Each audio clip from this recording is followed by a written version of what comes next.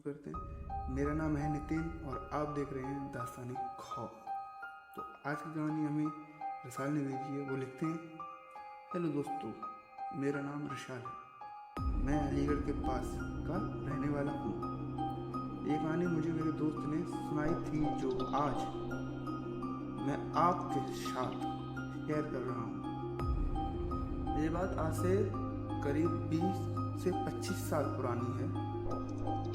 मेरा जो दोस्त है उसके ताया उनके ताऊ जी जो थे उनकी जवानी में ही मृत्यु हो गई थी किन्हीं कारणों की वजह से। उसके एक चाचा भी थे जो अपने भाई से बहुत लगाव रखते थे, लेकिन भाई की मौत के बाद वो टूट से गए। वो अपने गांव की एक लड़की से प्यार करते थे। उन्होंने अपने घर पर ये बात बताई कि वो उस लड़की से भी शादी करेंगे, नहीं तो अपनी जान ले लेंगे। इस सब बात से उनके घर वाले मान गए और उसी लड़की से उसकी शादी करा दी। लेकिन शादी के बाद उनके घर वालों ने उन्हें घर से निकाल दिया और एक छोटा सा कमरा दे दिया और कहा, जो है यही है, अब तू कमा और अपना और अपनी पत्नी का ख्याल रख। उनकी कंडीशन बहुत खराब थी। कुछ समय बाद उनके बड़े भाई इस दुनिया में नहीं थे। वो उनके सपनों में आने लगे और उनको किसी तरीके से किसी वजह से उनको नंबर बताने लगे। कुछ ही महीनों में उनकी कंडीशन बहुत ही अच्छी हो गई। कुछ समय बाद जब उनके भाई उनके सपने में आए तो उन्होंने अपने भाई से कहा कि किसी बड़ी चीज़ के बारे में बताओ।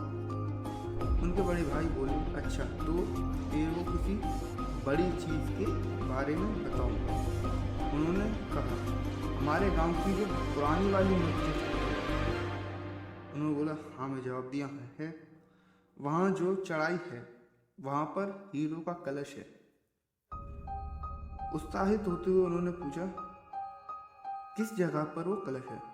उन्होंने कहा, वहाँ पर पुराने ज़माने की ईंटें लगी हुई हैं फर्श पर। जब तू उस चढ़ाई को चढ़ना शुरू करेगा, वहाँ से 15 नंबर की जो ईंट मिलेगी तुझे, वहीं रुक जाना। उसी के बीचों बीच लाइन पर जहाँ तू खड़ा होगा वहीं पर हीरो का कलश वो छुपा हुआ है, लेकिन उसे लेने की मत सोचना।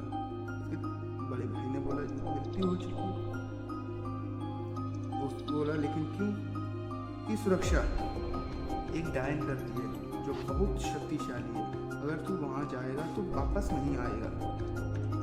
और हाँ, मैं भी तेरी मदद नहीं कर सकता। अगर तू वहाँ गया तो जीवित नहीं आएगा लौट के वापस।